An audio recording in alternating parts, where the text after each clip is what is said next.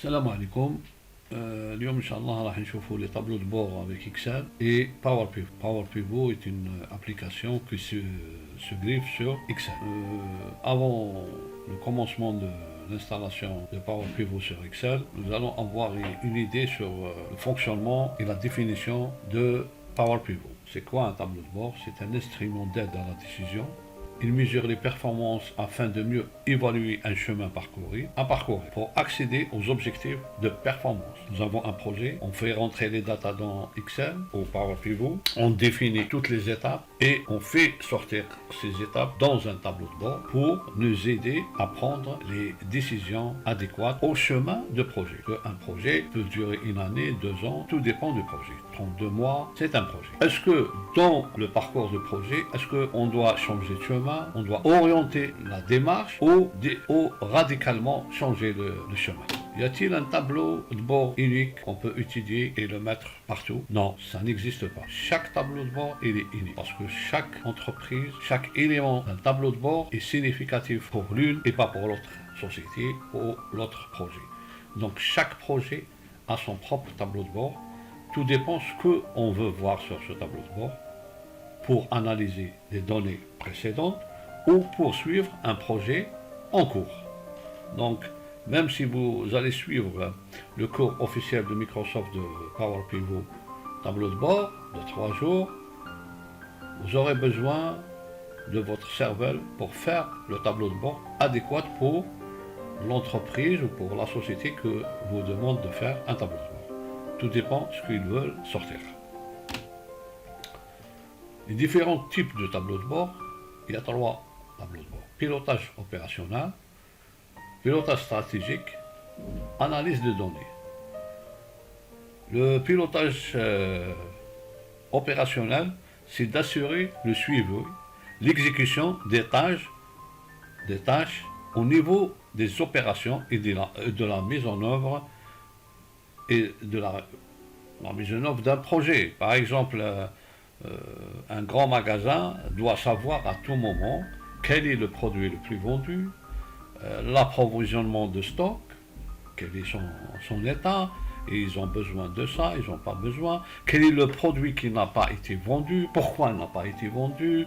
Donc tout ça, on peut les voir dans le pilotage opérationnel, c'est-à-dire directement les opérations, ils se passent, et moi je suis en train de regarder. Qu'est-ce qui ne va pas, qu'est-ce qui marche, qu'est-ce qui marche pas.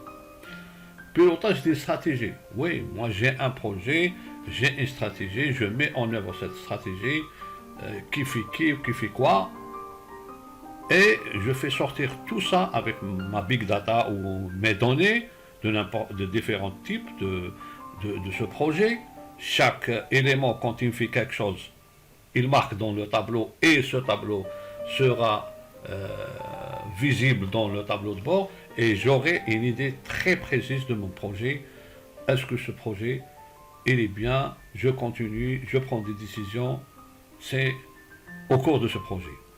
Il y a l'analyse des données. L'analyse des données pour un projet qui a eu de succès ou pour un projet qui a eu un échec. Pourquoi?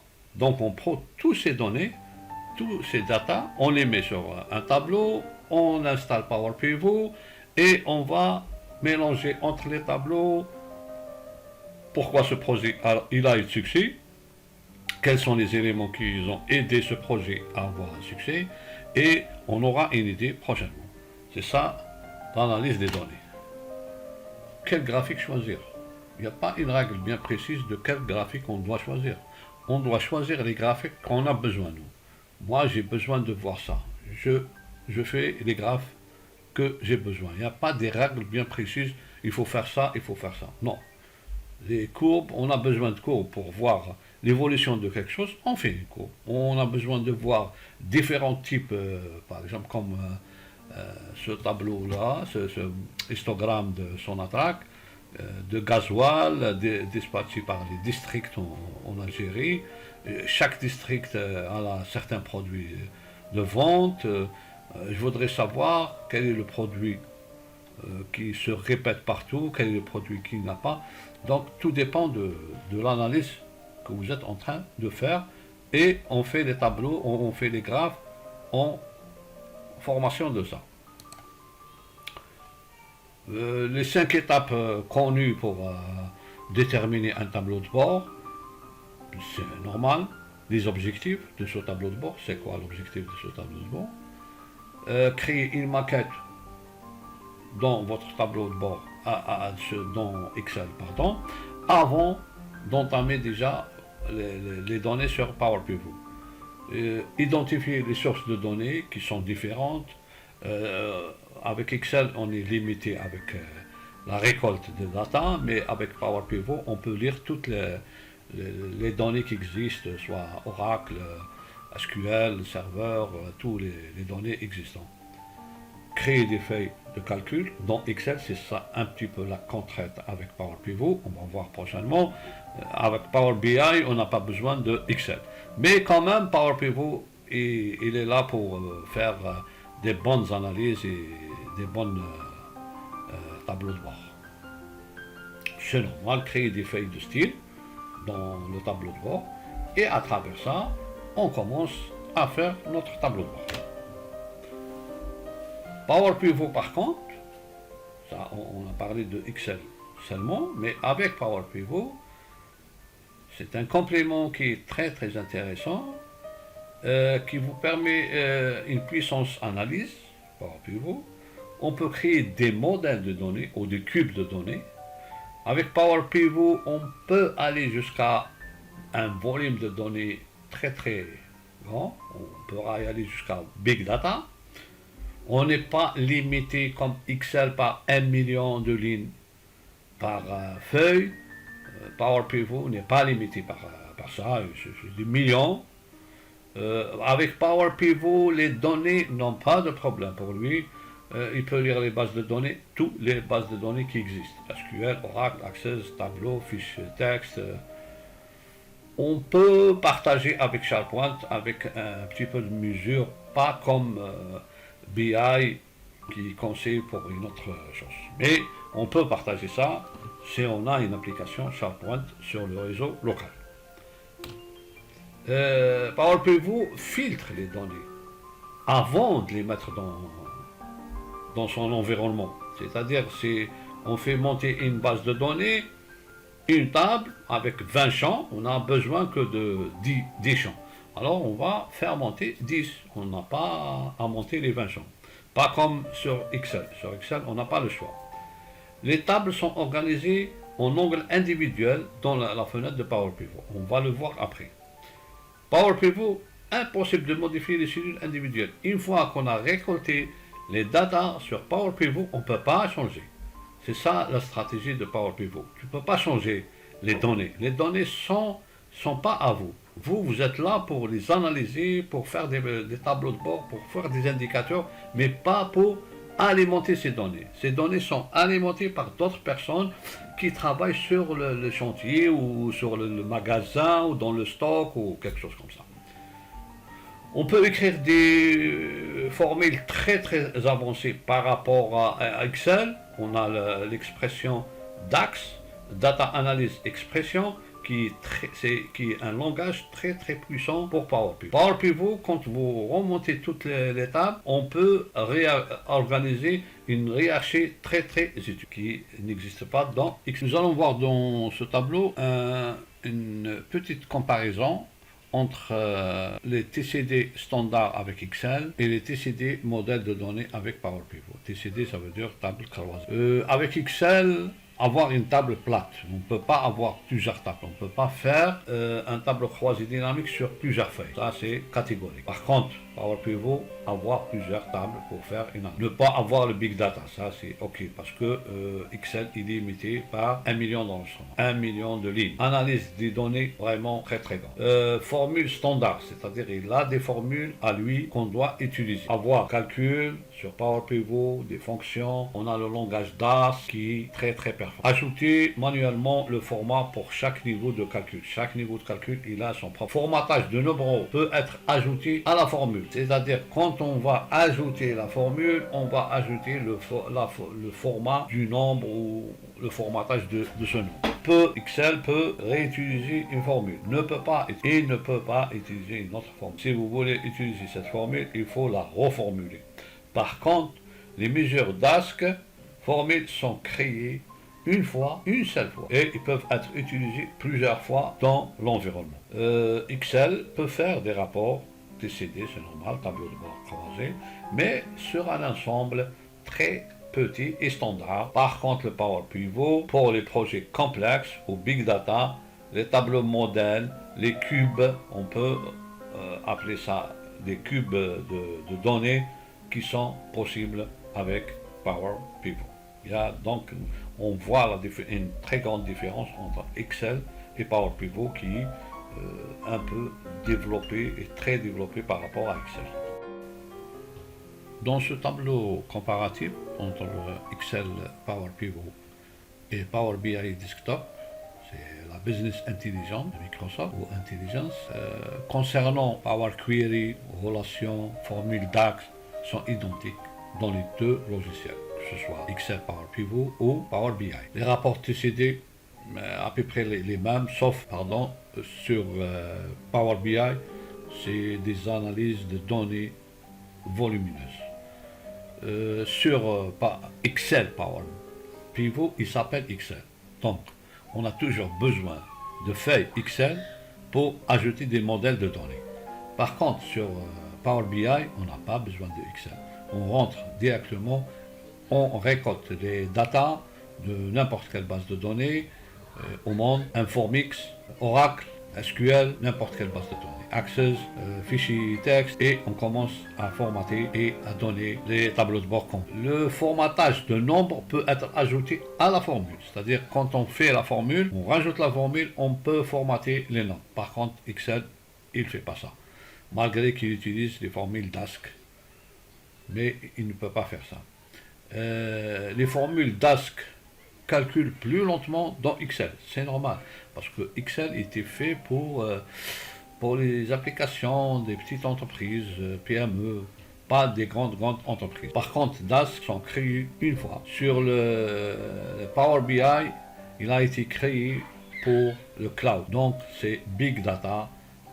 Il réutilise tous les formules une fois écrites. Quand on écrit une formule, on peut l'utiliser partout dans le Power BI. Un peu difficile de partager les rapports Power Pivot parce qu'il est fait pour une machine individuelle. Par contre, l'architecture de Power BI est tout à fait différente. Malgré qu'il a été développé à partir de Excel, en effet, mais il y a une différence dans l'architecture, une différence majeure, parce qu'il est pensé pour le cloud, il est pensé pour le partage de données. Et c'est à travers ces partages qu'on réussit n'importe quel projet. Pas نخبيو كيما حنا تاعنا نخبي كلش ويقول لك انا هو باباها في البروجي. Non, le projet pour qu'il réussisse, je l'ai dit en arabe pour qu'il ne sera pas compréhensif par les autres. Non, c'est le partage d'informations qui fait l'évolution du projet et l'aboutissement d'un bon résultat. Voilà la différence entre Power BI et Excel pour Power Pivot. On va voir tout de suite comment installer Power Pivot sur Excel, comment récolter les données, et après on va voir un exemple de ressources humaines. Ok, à tout à l'heure. Au démarrage de Excel 365 ou Excel 2019 ou 2021, on ne trouve pas le Power Pivot dans les menus. Il n'existe pas. Donc il faut l'installer et le greffer. Comment faire? Très facile. Alors ici, option, on va partir tout à fait en bas, complément, et on cherche le complément com. Voilà, complément com, atteindre. Et pour moi, il est installé déjà. On va cliquer sur Microsoft Streaming for Excel, s'il vous plaît. Alors on vient ici, la touche droite de la souris, personnaliser la barre d'outils, accélérer, personnaliser le ruban et on coche Power Pivot. On va trouver Power Pivot ici. Auparavant il n'y avait pas Power Pivot. Actuellement il y est. Voilà, avec toutes les options. OK. Et on aura Power Pivot. Pour accéder à Power Pivot, bien sûr, il faut appuyer sur le menu Power Pivot. Alors, Power Pivot travaille avec Excel, mais il ne va pas gérer les bases de données sur une feuille Excel. On va faire les tableaux croisés dynamiques ici. On ne va pas gérer. On va faire gérer. Et là, on aura un autre menu, Power Pivot pour Excel, nouvelle feuille de calcul, Excel, XLS. Et là, on va pouvoir ramener les données, les analyser, programmer les formules DAX, tout ce qu'on veut. Obtenir des données externes. À partir de bases de données, à partir de données, à partir d'autres sources. Donc, on commence. Microsoft, c'est normal. Il commence par Microsoft SQL, Microsoft Azure, Microsoft Analysis Platform System, Access, mieux encore. Alors que Oracle il est meilleur que Access, mais il commence toujours avec ses produits, bien sûr. Oracle, Trade, CBEX, Informix, IBM DB2, Excel, fichiers, d'autres fichiers, de n'importe quelle source. Importé à partir de SQL Access à partir d'un serveur Power Pivot. Si vous avez un serveur Power Pivot sur votre réseau local, on peut importer directement à partir de Access. Là, on avait tous les données à partir de sources, la même chose. Et qu'est-ce qu'on n'a pas vu? Connexion existante. Si vous avez une connexion avec une base de données, que ce soit Access ou... Moi j'ai une connexion avec gestion des congés, donc je peux me connecter directement parce que j'ai fait cette... Ok, une fois qu'on ramène les données, on peut avoir le vue diagramme ici, comme sur Access, on peut faire les relations entre les tables, et à partir de là, on peut travailler sur les tableaux. Nous allons faire une petite expérience à partir de... On va faire comme ça. Voilà. Ça tombé? Non. On va ramener à partir de Access. On va lui dire Access pour avoir une idée. Parcourir. J'ai une base de données, gestion des congés. C'est là, non? C'est ça, non? Alors, Power Pivot.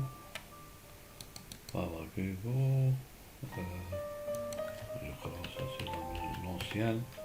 Et moi j'ai travaillé avec celle-là, version 1. Ok, suivant. Il va voir qu'est-ce qu'il y a comme table. Voilà. On a le choix de ramener les requêtes ou de ne pas les ramener. Moi je veux ramener cadre, congé, dossier, en-tête, motif et vide. C'est tout ce que j'ai besoin pour mon analyse. Voilà, terminé. Il va ramener, il va indiquer combien d'enregistrements dans chaque fichier. 216, je crois, dans le dossier. Oui, 216, 137, 6. Ville, c'est 48 villes d'Alger. Motif, 12. Pas arrêter d'importer, il ne faut pas. Voilà. Là, il vous donne le détail. Active, oui, c'est bon. Ok. Ça veut dire que la base de données, elle est bonne, la connexion, elle est bonne. C'est bon.